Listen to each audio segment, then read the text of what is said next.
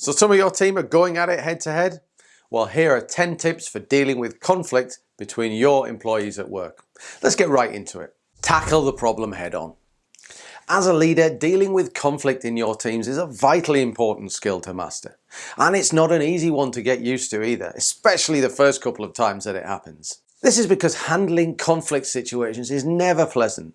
It's awkward, emotional, and it can involve tough conversations, none of which are particularly enjoyable for anybody involved. But as a manager, there's one thing you must do, and that is tackle the problem head on without hesitation. Because once you detect conflict, or it becomes clear to you that there's an issue, it's up to you as the leader to get it right and get right into it without delay. Don't hesitate, don't pretend it doesn't exist, or wait for it to sort itself out or run its course. It's up to the manager to detect the problem, put an action plan in place, and sort it out. It's one of the less glamorous jobs that being a leader is all about. Have confidence in your ability to manage your team. Start the process of fixing the issue.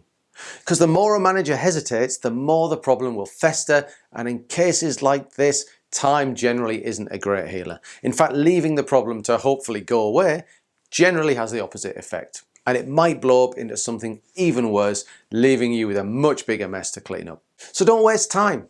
In fact, have a plan for conflict resolution in your back pocket for when it inevitably occurs, because it will.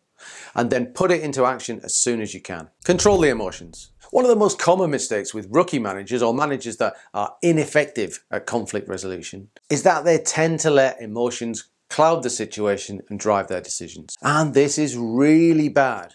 The most effective leaders possess the required emotional intelligence to recognize the emotions of the situation, but they won't let those emotions cloud their understanding of the issues and influence the decisions they make. And that's not to say they won't actually discuss or recognize the emotional aspect of the conflict, but having that empathy and understanding of their employee worries is also absolutely vital. Because once that is established and the issues are understood, then great leaders can focus on active and focused resolution of the actual problems causing the conflict. In fact, quite a lot of the initial sessions in conflict resolution tend to focus on an empathetic response to each of the parties. At this stage, there's no right and wrong. It's all about getting that message to people that, hey, I've got you here, I understand, I get it. And once people know that you understand exactly where they're coming from, you can then get down to the business of fixing the problem and dealing with the issues. So, keeping a tight control of the understandable emotions of a conflict situation is a very, very important skill. And it's one that isn't easy.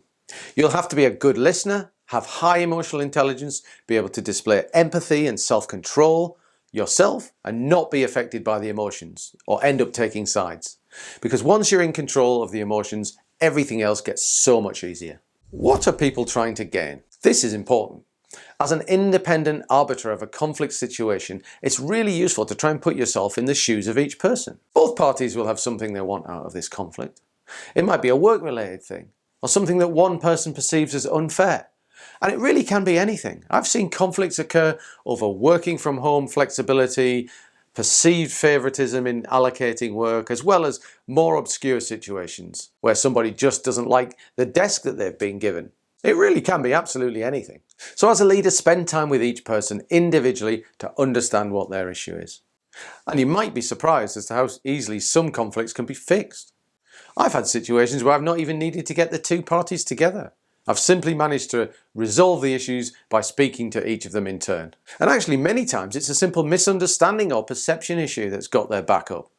And then it's up to the leader to clarify, explain, douse the flames, and smooth every issue out. But make sure you do this equally, because it's no good to fully 100% understand and empathize with person A, and then only have a limited grasp of what person B's perspective is. That's not fair, and it can lead to bias in your decisions and opinions. You need to understand both parties equally. View conflict as an opportunity. Conflicts may seem like unpleasant situations, but in reality, they are perfectly formed pockets of power feedback. And you don't get many situations like this where a problem or problems are forced to the surface like volcanoes erupting with passion and emotion. Great leaders view conflict situations like concentrated feedback sessions. There's a problem, it could be small, it could be big, but it's a problem that needs fixing and it needs fixing now. So get it fixed. Use your leadership skills, address the issue, And understand it's always better to have conflict situations out in the open so they can be addressed rather than have them hidden out of sight for months, building and bubbling until they explode like an eruption. Because the sooner the pressure is released, the better for everybody. Everyone can then get on with their jobs. And at the end of the conflict situation, what do you have? Well, you usually have a few less problems than you did at the start. And actually, on many occasions, the future is a lot brighter having the issues out in the open and hopefully resolved. I've often seen work colleagues who had serious grievances with each other end up becoming highly effective working partners and in some cases extremely good friends. So great leaders and managers often relish the conflict situation as it's a chance for them to tick off a few more issues that they wouldn't have known about. And everybody learns from that. Develop a plan to address each conflict. In many conflict situations, there is likely to be more than one issue that's in play and causing problems. And each person is likely to have their own take on things. So you probably won't be dealing with one problem, more like several. And in that situation, it's important for the leader to make sure they give as much airtime to listen to all of the grievances. Some will carry more weight than others, but they'll all contribute to the overall situation. And once you've given people the opportunity to articulate what's bothering them and given the other person a chance to respond, then it's over to you. Make sure everything is documented, prioritized, so that you've captured all the points that you need to work on together with the employees. And then it's time for action. This is just like a project. Triage the issues, prioritize, take action, execute. There are a few different ways you can do things depending on the situation. You could go for the big ticket serious issues first and get them fixed, and that'll put you all well on the way to a successful resolution. Or you can go for the easier to fix problems. While that approach still leaves the big elephant in the room, it also gets everyone into the mindset of making progress and shows that you as a leader are committed and able to get things fixed. Then when it comes time to tackle the big issues, there's a more positive mindset amongst all parties and more openness to getting things resolved. There's no one approach fits all here. Use your discretion and your situational awareness to choose what works for you. But make sure you've got a plan and are acting on it. Because being able to show that you can be the catalyst that helps to fix the problem for both parties will be very well received by everybody and will be well received by your own management as well. As senior managers know that conflict resolution is a key skill in leaders. Identify the common ground. In all but the most extreme circumstances, you'll find that work colleagues in a conflict situation will actually have an awful lot of things that they actually agree on. They may well even work really, really well in some situations together. As a manager, it's your job to try and identify some of those positive situations and bring them into the conversations at a relatively early stage. Obviously, you're there to help the parties fix their problems, not bang on about the great stuff they did, but it's all about the psychology of the situation here.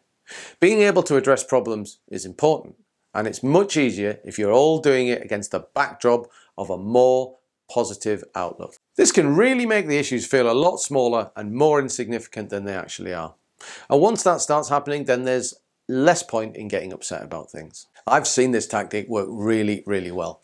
I had a situation once where two people had an issue over a particular project, and it got to the stage that they didn't want to work with each other anymore.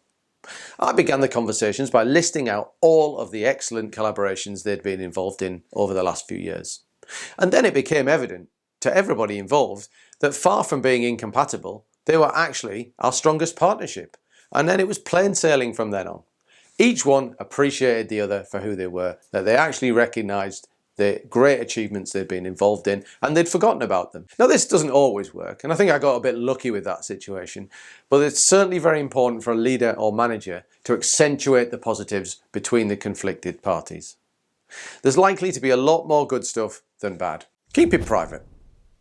This one is very important. While there may be people that you absolutely need to keep informed, your own manager, perhaps your HR department, or even another related team, it's critical that the details of the issue stay very much private. I recall one occasion in my own career where I overheard a manager at a coffee point talking about a conflict situation in his team. He was laughing and joking about the situation, and he was even taking sides against one person who he was mocking. I thought that was pretty terrible behaviour. But what he didn't realise was that I wasn't the only person that overheard him, and that conversation got back to one of the people that was involved. Needless to say, things didn't go very well from there. So even if the conflict is a newsworthy situation or one that could make some really great water cooler gossip, it can't ever get to that stage.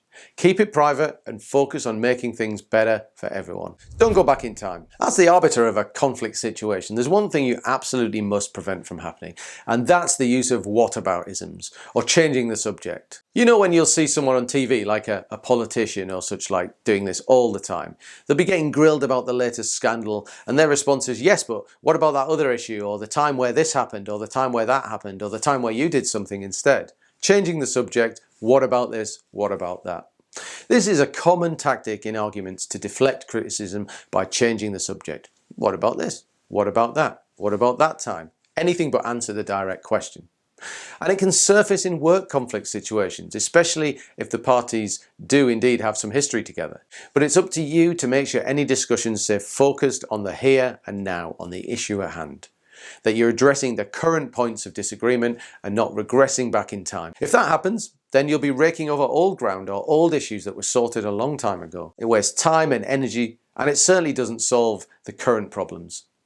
And you'll find this happens when one person may be under pressure or feeling that they might be in more trouble than they'd like. And that can often happen in a conflict situation. These situations sometimes do have a good and bad dynamic. There may indeed be somebody that has done something they really shouldn't have, that may well be much more at fault than another person. So as a leader, make sure all of your energy stays on the here and now of dealing with the current situation. Define the acceptable. This is one that is most useful in actually preventing conflict situations arising, and that's the need to set a culture where everybody in the team knows what you'll accept and what you won't accept. What you expect from everybody, the culture of communication and teamwork that you as a leader want to set. And that'll be different across many teams and with different leaders, because every leader sets the tone they want the team to operate with. I've worked in teams where the manager rules with an iron fist and even the slightest display of emotion is discouraged. And I've also had the opposite, where my manager would actively create tense situations to build resilience and challenge and force people to develop more efficient ways of collaborating. And both styles actually had their plus points. Myself, I'm somewhere in between, but I make sure that everybody knows the boundaries and what's acceptable and what isn't. In fact, we've got a team charter document which articulates a number of aspects of team behaviour. It documents them, including our attitude to collaboration and challenge, as well as respect, watching out for each other and keeping tabs on our own mental health and the mental health of our colleagues. We industrialise that in the DNA of how the team operates. The benefit here is that everybody always knows what I, as a leader, expect from the culture in my team.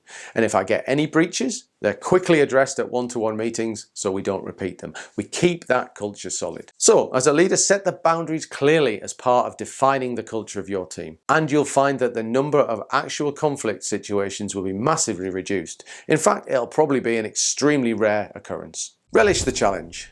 Dealing with conflict between any people is one of the hardest things that anybody can be faced with. And especially in a working environment where passions and pressure is high, even more so. And that's why not everyone can do it. In fact, I've seen many managers excellent in other areas that would run a mile from any situation that involves getting into the meat and bones of a conflict situation. It's one of the toughest challenges that people can face. The fact is, conflict situations are difficult and they're not very nice. But hey, you're watching this video, aren't you? So you must really want to be a great leader. You must really want to build your skills and your capabilities. And that's half the battle. You have the mindset to actually want to be a leader. You want to be a leader that's capable of mending broken relationships. You're not scared or put off by the challenge. That's why you're here, and that's brilliant. The leaders that learn the skills necessary for conflict resolution and have the confidence to put them into practice are the ones that find themselves moving on in their careers. They're the leaders that get noticed. So it's great that you're not scared of the challenge. It's great that you want to learn the skills. So learn them, have confidence, and execute. Conflict resolution scares a lot of people to death, and not everybody can do it. It's one of the factors that marks a great leader out from the rest. In fact, it forces leaders right out of their comfort zones. And the comfort zone is one of the biggest hurdles. Mastering your comfort zone can really propel you into the leadership stratosphere. And for more on smashing out of your comfort zone, check this video here. It could be the difference for you. Thanks for watching.